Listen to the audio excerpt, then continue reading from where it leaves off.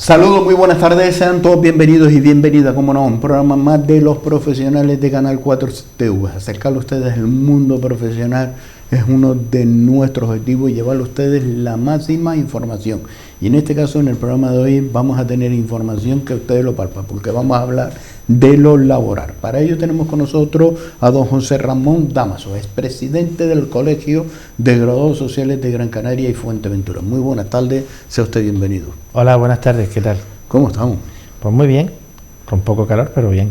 Una profesión, como ha sido los graduados sociales, y si tiramos de hemeroteca, que parece que nos hemos olvidado ya muy pronto y rápido, ha sido una de las profesiones vitales para en esta situación de estado de alarma que decretaba el día 14 de marzo en el 2019 el señor Pedro Sánchez.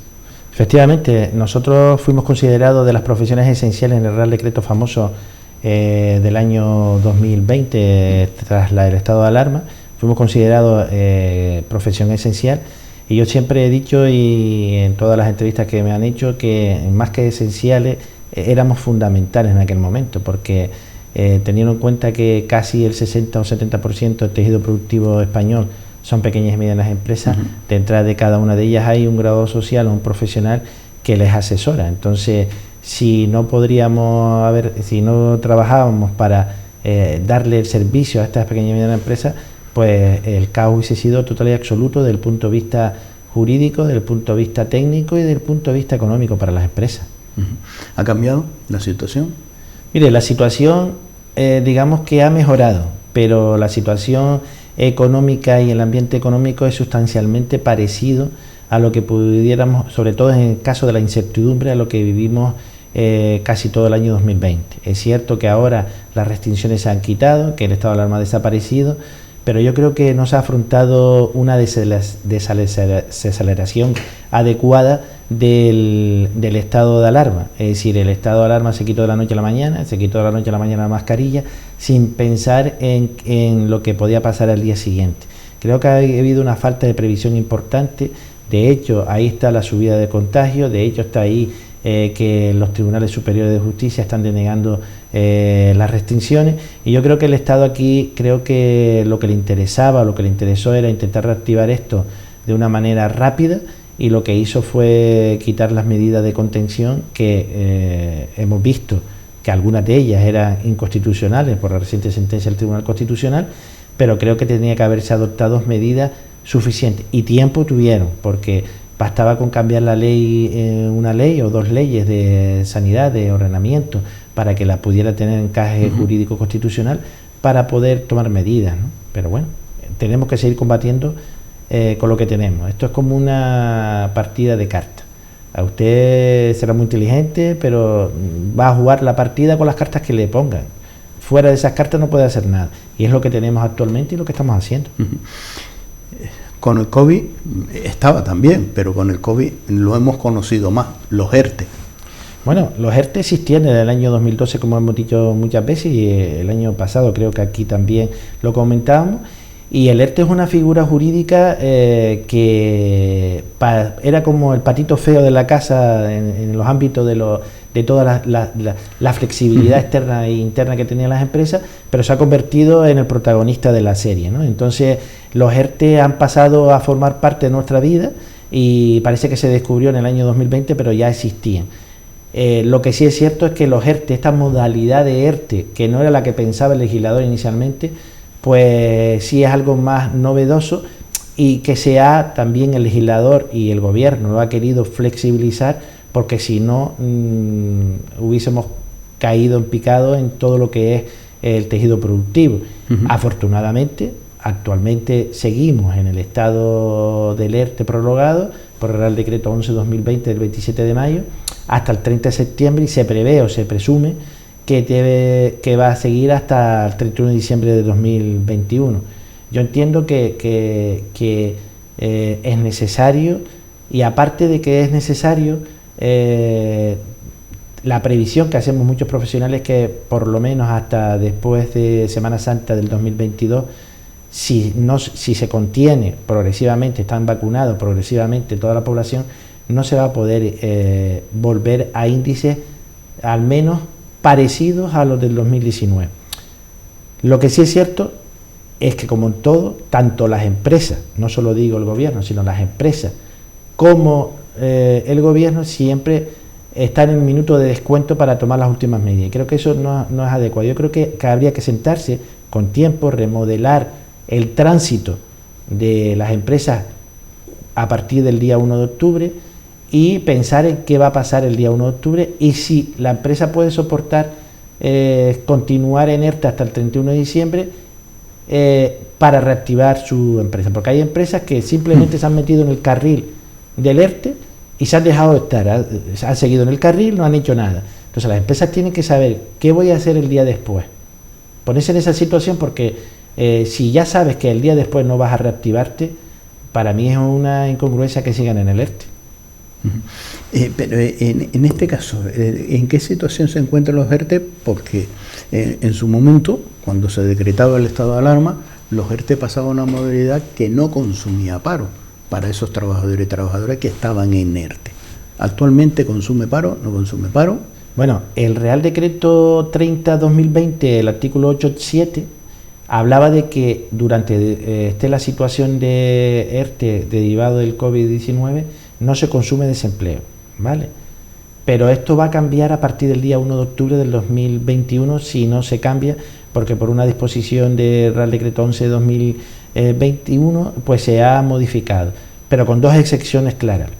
Es decir, a partir del 1 de octubre del 2021, aquellos trabajadores que causen desempleo anterior al 2022 no van a consumir el desempleo, pero posterior al 2022 sí. ¿Qué quiere decir esto? Que si yo mantengo al trabajador, si el ERTE imaginemos que se prorroga o que yo mantengo al trabajador trabajando después del día 1 de octubre y lo paro el día 2 de enero de 2022, ya el paro que ha consumido paro.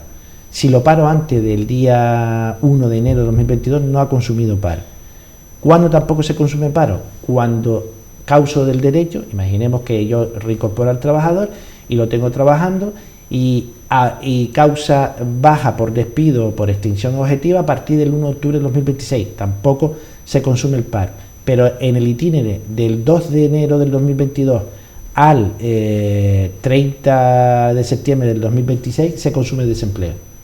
Se da considerado consumido el desempleo.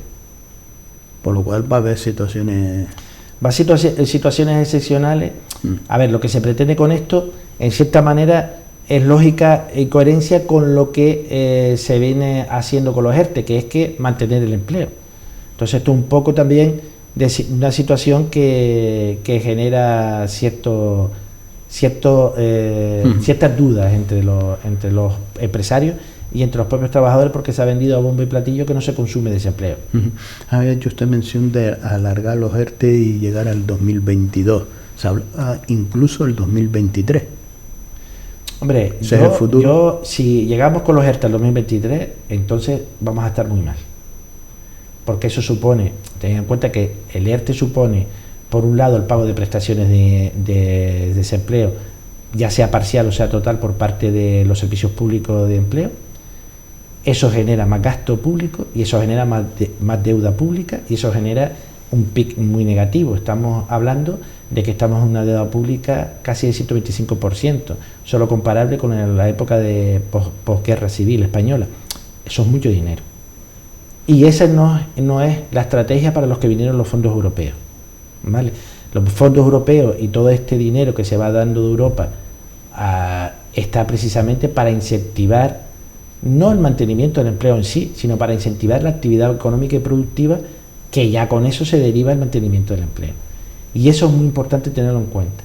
Si llegamos al 2023 con una situación de ERTE parecida al de ahora, pues entonces va a ser muy, muy preocupante. Yo entiendo que como mínimo tiene que estar hasta final del año 2021, pero no más allá. Hay que empezar a que las medidas tuteladas por el gobierno empiezan a desaparecer, sobre todo si ya la pandemia está controlada. Si esto no se pone coto y en el 31 de diciembre de 2021 estamos con los índices muy altos de contagio, pues entonces no va a quedar otro remedio, porque claro, yo tengo clientes que abrieron el ocio nocturno un día como hoy jueves y el martes ya tuvieron que cerrar. Es decir, entonces a esas personas hay que darle una salida, ¿no? Pero bueno, yo creo que la norma tal como está la recoge.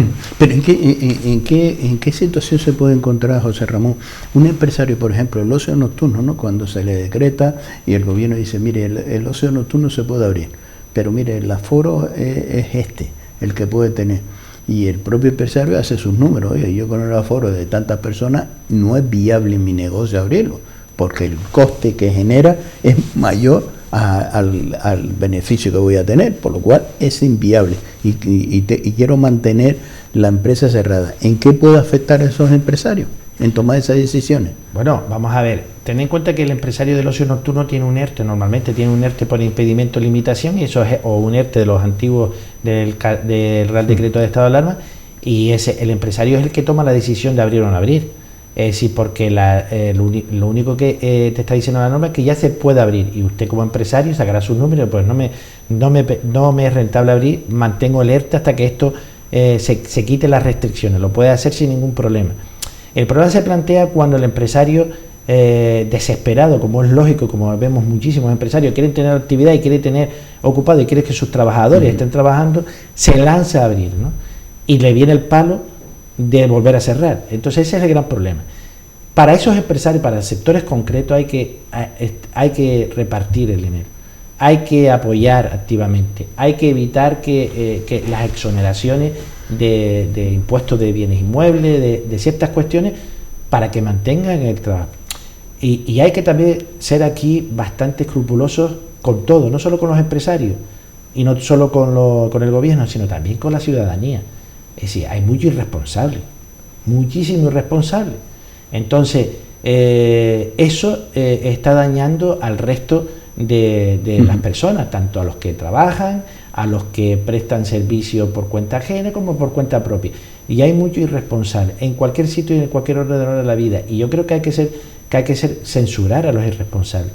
Yo, cuando dice que el culpable de que se aumenten los casos es la hostelería o es el ocio nocturno, mire, puede ser, no le digo que no, pero no es el foco. El foco está en la familia y el foco está en las reuniones externas fuera de esos centros. Eso es un tema que, y usted lo vive porque tiene ese contacto con muchos empresarios y lo ha analizado. Y el análisis, fíjese por dónde, el control que cualquier empresario que tiene una empresa, habrá algunos que, hombre, como en cualquier profesión, ovejas negras tiene que asistir, pues si no ya no seríamos españoles, así de claro. Si no tenemos la picardía española, no, si no hay quien da el cante, esto no funciona, ¿no? Pero el que mayor se preocupa porque su negocio cumple con las medidas, para que su negocio, porque es su medio de vida, y hay que entenderlo. Y con todas estas medidas, pues a quien castiga es al sector de la hostelería, de restauración. Y con el aforo, que si tienes que tener las mesas fuera, dentro no, que alguien me lo explique, ¿no? Porque si tienes las medidas de separación, ¿por qué no dentro, que no está más seguro que fuera? El tiempo de la apertura y el cierre, pero después vemos los macro botellones, que es lo que nos explican los propios empresarios. Oiga, que el problema no lo tengo aquí, que aquí tengo 4 mesitas. El problema está enfrente, en esa bahía, que tiene usted ahí 2.000 personas de botellón. Sí, está muy castigado el sector de la hostelería con este tema. Habrá seguramente, pero yo no conozco empresarios que sean clientes míos, que no sean clientes míos, que no estén preocupados porque no se produzca un contagio dentro de su salón, dentro de su negocio y con sus trabajadores.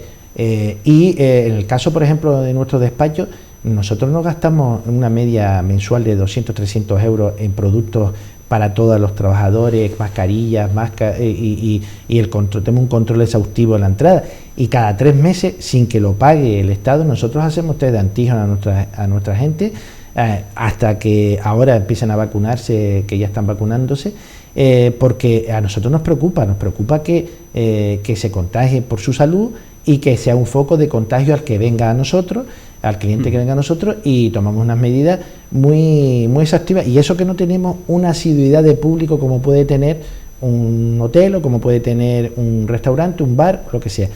Y los bares exactamente igual. Yo los bares y restaurantes a los que voy, la mayoría, si vas a entrar despistado, te dicen, no, la máquina, no, el tema. ya te guíen y te obliguen. Y yo creo que no podemos machacar tanto a un sector. Si es cierto que el tema, que yo creo que el tema de reuniones siempre provoca mayores contagios, pero que 6 personas en una mesa. Ellos mismos dicen, señor Damaso, ellos mismos lo dicen, pero mire, ¿y quién controla los centros comerciales? Pero es que lo que le estaba diciendo, que hay muchos responsables. Por ejemplo, hemos tenido un caso reciente con la chica esta que viajaba de Granada a Gran Canaria. Es decir, no se puede permitir esas cuestiones. Es decir, hay muchos responsables. Si usted sabe que está contagiado, oiga, ¿qué hace yendo a algún sitio? Para mí sería un delito. Es que vamos a ver, está atentando con la salud pública. Es que usted está yo eso solo lo comparo, aunque parezca un poco brutal, en la época, no sé si usted se acordará, cuando empezó el tema del SIDA, que había por ahí gente que amenazaba con una aguja diciendo que tenía el SIDA y tal. Pues mire, aquí lo que falta es la aguja, pero la persona que está contagiada y está en un sitio a sabiendas, si no lo sabes, pues mire, pues puede ser asintomático, etcétera. Pero a sabiendas, yo no sé si categoría de delito, pero sí es cierto que está haciendo un mal tremendo a la sociedad que no lo merece. Usted imagínese en ese avión cuántas personas puede haber, si hay un foco de contagio, si en ese avión podría haber fallecido alguien. Claro, pero en este caso, porque se descubrió, pero usted imagina que no se descubre, usted se contagia, llega a su casa, tiene una persona mayor a su cargo, y por culpa suya, por culpa de esa persona, pues esa persona contagia y la pobre persona fallece. Es que es muy complicado. Esto hay que concienciar mucho a la gente yo entiendo que la gente quiera salir, los ciudadanos que quieran tomar, tener libertad. Pero es que la tenemos. Pero mire, yo mismo, basta que vaya a una playa para que la gente no reserve el 1,5 metros de distancia entre uno y otro, se pegan como lapa, que incluso vas y lo que terminas yéndote porque evitas el riesgo, ¿no? Te sientas hasta incómodo estar ahí. Y es cierto, esa situación se está viviendo y tenemos que cuidarnos para cuidar también a los demás. Y es la única manera de aplacar a este virus. Y ahora tenemos este proceso de vacunación, pero, oiga, eso no conlleva de que una persona que ya está vacunado tenga una patología que desconoce, porque muchas veces nos llevamos incluso sorpresa cuando vamos a un reconocimiento médico, y que esa patología se agrave cuando alguien se contagie con este virus porque tenga la vacuna, porque parece ser que el mensaje que está calando en la sociedad, como ya tengo la vacuna, soy Superman, y tengo una capa que no me va a pasar nada. No, cuidado. Porque es un virus que es muy mutante y los técnicos lo dicen, que muta. Otro de los temas que la sociedad, y seguro que ustedes también tendrán esa preocupación, hablamos de las pensiones, don José Ramón Damaso. Bueno, las pensiones es el gran dilema que tenemos en el siglo XXI en España sobre todo. Las pensiones, sabe que hace poco hubo un pacto entre sindicatos con empresarios y el gobierno para la modificación de las pensiones a partir de la publicación de la norma, pero que lo que hace principalmente es, castigar a las personas que anticipadamente se quieren jubilar con un tipo de reducciones bastante elevado, y es una cuestión que está por ver cómo se desarrollará. Y en segundo lugar, beneficiar a aquellas personas que quieran superar la edad de jubilación trabajando. Y lo que sí es cierto, que es una cuestión que ya veníamos los laboralistas reclamando hace muchos años, es eliminar de cualquier tipo de convenio colectivo, declarándolo nulo, el tema de la jubilación forzosa. Hay ciertos convenios que te indicaban que cuando llegaras a la edad de jubilación forzosamente tenías que jubilarte, y eso ya había varias sentencias del Supremo que decía que no se podía obligar a las personas a jubilarse por mucho que hiciera el convenio, y esto lo que hace ahora la normativa que se va a aprobar es que declara que eso no se puede hacer. Aquí el foco hay que centrarlo sobre todo en la edad de jubilación y en las jubilaciones anticipadas. Actualmente las jubilaciones anticipadas, ahora mismo una persona que le falte 2 años para jubilarse se puede jubilar de forma anticipada. El coeficiente reductor, siempre que tenga 38 años de cotización y 6 meses, y el coeficiente reductor va por trimestre, y a partir de ahora con la nueva normativa el coeficiente reductor va a ir por meses en lugar de por trimestre. La segunda cuestión es que se castiga mucho más el tema de las jubilaciones anticipadas, de manera que una persona con 38 años de cotización y 6 meses puede ver reducida al 21% su pensión. 21% es mucho dinero, estamos hablando de que 21% en grandes pensiones no, pero en pensiones medias, que viene siendo 1.200, 1.300 euros, es mucho dinero. Y va así reduciéndose a medida que tenga más años de cotización, de tal forma que puede llegar del 21 al 13% si tienes 44 años de cotización. ¿Qué es lo que se pretende con esto? Censurar las jubilaciones anticipadas. ¿Qué es lo censurable en todo esto? En primer lugar, que la mayoría de las pensiones de jubilación anticipada vienen dadas por las recolocaciones de las entidades bancarias, etcétera, etcétera, no por ciudadanos de a pie. ¿Qué es lo que hace? Castigar a aquellas personas que tengan 40 años de cotización, que le falten 2 años para jubilarse, que vean mermada su pensión. Por ejemplo, hace poco a una señora con 42 años de cotización, con 62 años de edad, no se puede prejubilar hasta los 63 y pierde, de 63 a 65, pierde unos 400 euros de su pensión, jubilándose a los 64 y jubilándose a los 63. Vamos, me parece lamentable. ¿Por qué? Primero porque hoy en día nuestras generaciones, nuestros hijos, nuestros nietos, hace difícil que coticen 40 años, ¿vale? Que estas personas que tienen 40 años cotizados ahora, o que tendrán el año que viene o dentro de 5 años, en el periodo transitorio, porque esto está todo estudiado para que en el periodo transitorio se jubilen los llamados baby boomers, que somos los que nacimos en el 69, 70 y tal. No es lo mismo cotizar en el año 1960 como dependiente o en el año 1970 como dependiente, como albañil o como conductor, que ahora, porque en esa época las medidas de seguridad, la forma de trabajar era muy diferente. Un albañil en el año 1970, cuando tenía que abrir una asaja, era a martillo y escoplo. Hoy en día hay máquinas para abrirlo. Entonces no es lo mismo la cotización, esos años de cotización duros que tuvieron esta gente, estos trabajadores, que los que tienen ahora. Por lo tanto, a una persona con 63 años hoy en día que trabaja en el sector de la construcción o que trabaja en el sector de dependiente, sí, están muy quemados, Entonces, hay que tener cuestión de este tipo. Un profesor universitario con 64 años puede durar hasta los 70, pero una persona que está de sol a sol trabajando, que ha venido trabajando en esos sectores que en la época no había medios, sino eran todos manuales, pues llegan con muchas enfermedades cervicales, con muchas enfermedades lumbares, con artrosis de rodilla, etcétera, etcétera. Entonces, creo que lo que se está haciendo es que parece que todos son trabajos que no son de peso, no son excesivamente peligrosos, pero yo creo que aquí hay un flaco favor. Sí es cierto, y yo comparto el trasfondo que existe, es decir, yo no sé si se acordará, en la época de Felipe González, la primera época que fue ministro Solve, famoso, ya dijo en aquel entonces que el estado de pensiones tal como lo teníamos configurado no se podía soportar y que había que ir pensando en un sistema mixto o en planes de pensión. Eso después ahí se paralizó, etcétera, etcétera. Lo volvió a reiterar cuando estuvo en la época de Zapatero y lo que es cierto es que lo que hay que intentar es determinar qué tipo de pensión queremos para el futuro y de cómo se va a nutrir esa pensión, qué es lo que nos está haciendo.